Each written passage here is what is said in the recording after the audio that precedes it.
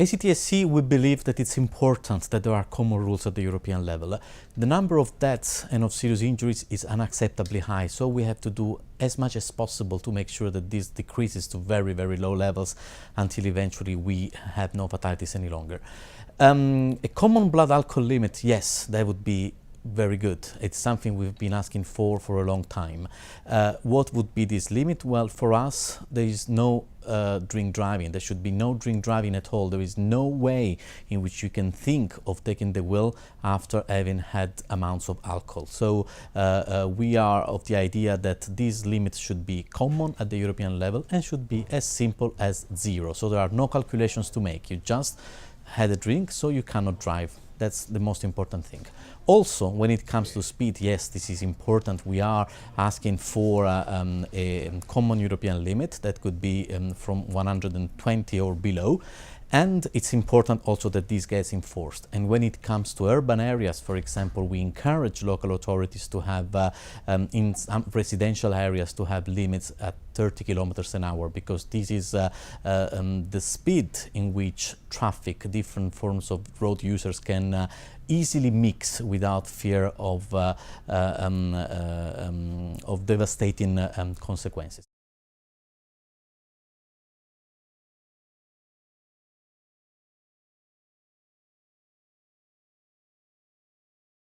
First and foremost, speed. Speed remains the biggest contributory factor to road deaths in the European Union. So we need to tackle speed from all areas with technology, and I'm thinking here of intelligent speed assistance, with enforcement, with infrastructure, with behavior.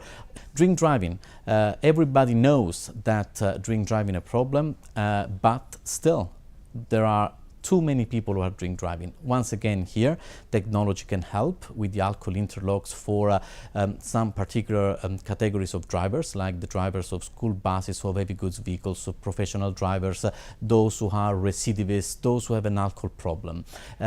Enforcement is also very important, a common BAC limit at the European level. The vehicle, third element, which remains very important. There have been many improvements compared to the past in vehicle safety, but the work is not finished. For example, when it comes to the use of seat belts, we should aim to a use that is around 99% on the front seats and on the rear seats. Seat belt reminders are mandatory for the driver's seat. Well, this should be the same also for the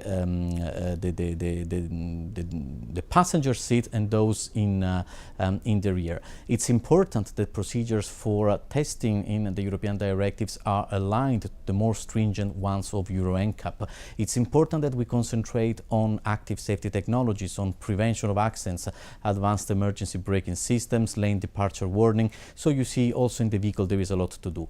Fourth measure, infrastructure.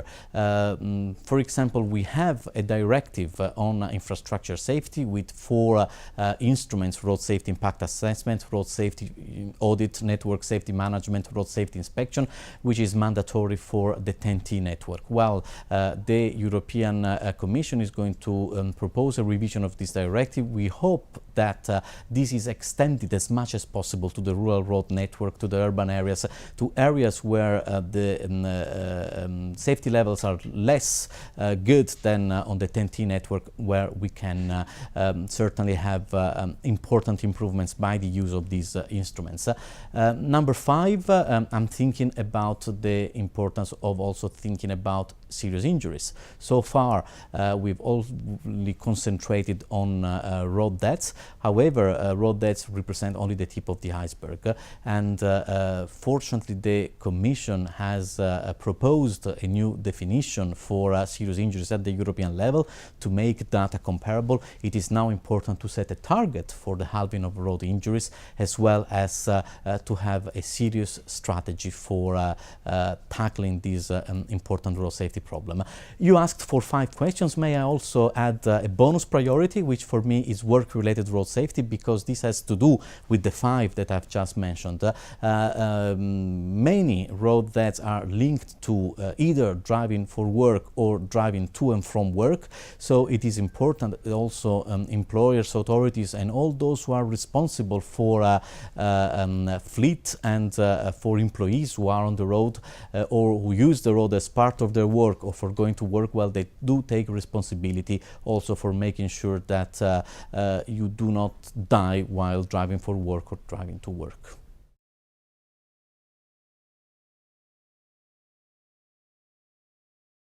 I would like to answer this by saying that there are important synergies between safety on the one side and congestion and pollution.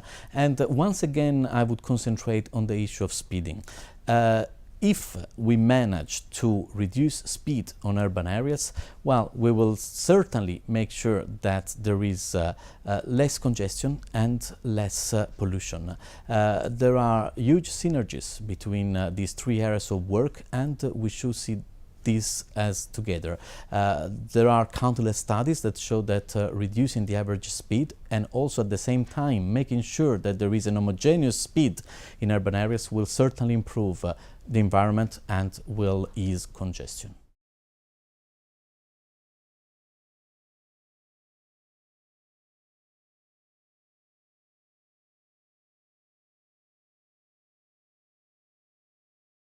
It is important that whatever the means of transport that Europeans and road users choose, it is important that they have high levels of safety. Unfortunately, this is not yet the case for motorcycles and power two-wheelers. They are certainly overrepresented in road safety statistics, and it is important that things are done. From all aspects, we start with the vehicle. There is a very important regulation that has been approved at the European level and which will improve the vehicles themselves. For example, all those motorcycles above 125 cc's will have to have ABS, which is very good. We also encourage producers of smaller motorcycles to also make sure that these are fitted with the ABS.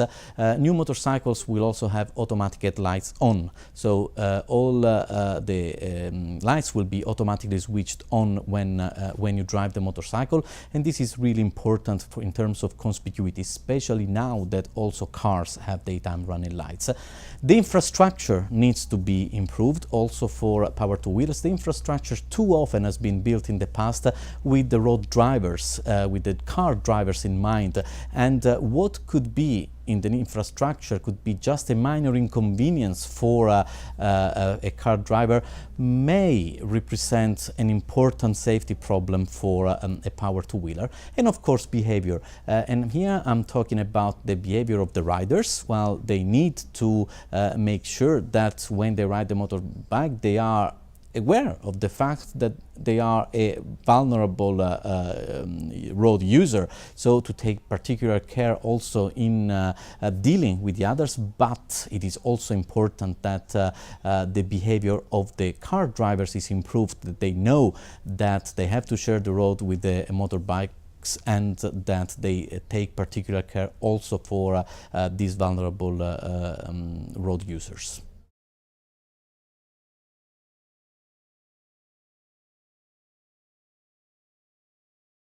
Yes, we agree. eCall is such an easy win that should have been approved before without delays and not wait until 2017. However, there are still benefits that we need to take, and it's important that we do our utmost to make sure that these are taken. I would say that, of course, the benefits will be much higher in non-urban settings, in particular areas of the European Union, where we can expect response time and without the call would be much higher. And I also think that in Europe that is increasingly mobile, well, it is important that those, for example, who don't know their whereabouts, those who don't know the language of the country in which they are driving, may rely on a technology that will make sure that emergency services in case of a collision arrive as early as possible. So there are benefits to be exploited, and eCall is yet another measure which we should support.